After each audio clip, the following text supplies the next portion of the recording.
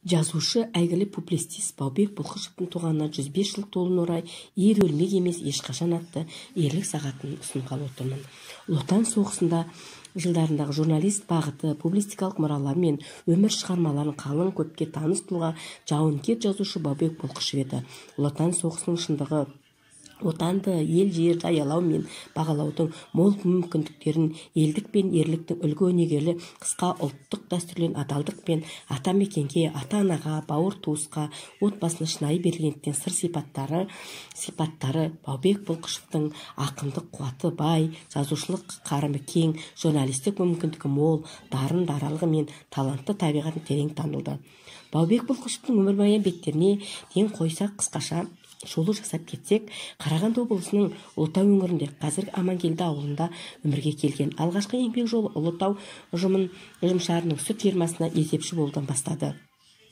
1937 жылы Алматы сауда қаржы техникумда оқыды. Лениншіл жас, Октябрь балалар газетіне әдеби қызметкер, бөлім меңгеруші міндеттерін атқарды.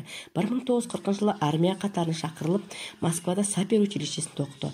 Ұлы Отан соғысында болып, Москва қорғауға, Украинаны азат етуге қатысты. Елдік пен ерлік пен өшпес өнегесін көрсетті. Баубек Бұлқышевтың таланты табиғатының жарқырай көрініп, журналистік жазушылар қырларынан бой көрсеткен тұсы соғыстың сұрапыл сырларын сәттермен сәйкес келеді. Баубек Бұлқышевтың өзінің «Заман жастар біздікі», «Жауыздық мен махаббат», «Өмір мен өлім туралы», «Мен өмірді сүргім келеді» сияқты публистикалық еңбектерін майдандағы жас адамдардың жүрек тебіренісінен әңгімелейді. Туған жерін сүю білген азаматтың дұшпанға деген кегі де, замандасына арнаған өмір туралы сыры да осы мақалада қамтылған. Отанға қауіп қатер төнген тұста Баубек Бұлқышев жан жүрегімен жалау етіп, қалам қуатын арқылы адам қайратын, оның отанға өмірге, еңбекке қабілетті мүмкіндіктерін, елдік пен ерлік ұлағатын, соғыс пен бейбітшілік сыр сипатын мәнді де нәрлі қалыпта беріп, кең көлемді ашты. Баубек Бұлқышев әскер тақырыбында туындылар негізінде орыс тілінде жазылып отырды. Комсомольский правда газетіне жарияланды. Оның «О жизни смерти» деген публистикалық туындысын Комсомольский правда газетіне басылды. Бұдан да басқа бірсыпыра мақала очерктерін атап айтқанда «Коварство, любовь», «Я хочу жить», «Письма сыну Востока», «Слушай, Кавказ» тағы басқа туындыларын Алыпты тобының асылдарының бірі Ғабит Мүсіріп аударып, социалистік Қазақстан газетіне жариялап тұрды.